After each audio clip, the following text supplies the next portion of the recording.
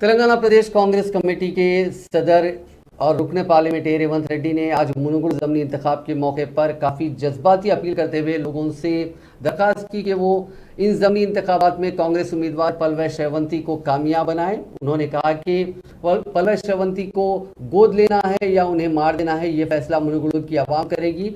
उन्होंने यकीन दिलाया कि पलवै श्रवंती की जीत के बाद वो मुनुगुड़ हलके को अडॉप्ट कर लेंगे। उन्होंने कहा कि कांग्रेस में इक़्तिदार में वापस आने के बाद श्रावंती को रियासत का वजीर बनाया जाएगा। उन्होंने कहा कि श्रावंती को हराने या उसकी जीत को यकीनी बनाने की जिम्मेदारी हलके के वोटरों के कंधों पर है। उन्होंने राय दहिंदों से कहा कि वो श्रावंती को हलके में रोने ना दें। रेवंत रेड्डी ने इन बातों का इजहार पार्टी की 2 MP रंजीता रंजन और ज्योति मनी के साथ मुनुगुड़ में मुनक़िदा महिला सदस्यों एक आज ख़वातीन का इजलास मुनक़िद हुआ था। बहुत बड़ी एक मीटिंग मुनक़िद की गई।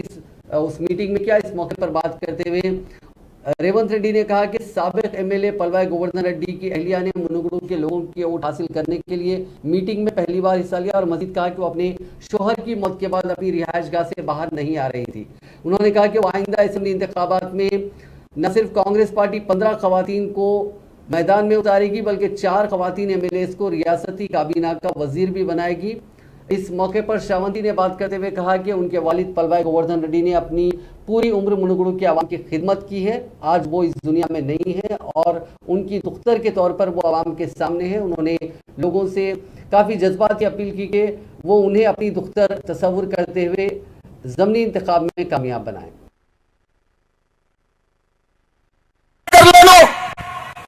ఆడబిడ్డలు కొంగు బిగించి కళ్ళల్లో కారం కొట్టి రోకలి బండలతో పొలిమేర్లు దాని వరకు తరిమించిన చరిత్ర మీ ఆడబిడ్డలకు ఉంది।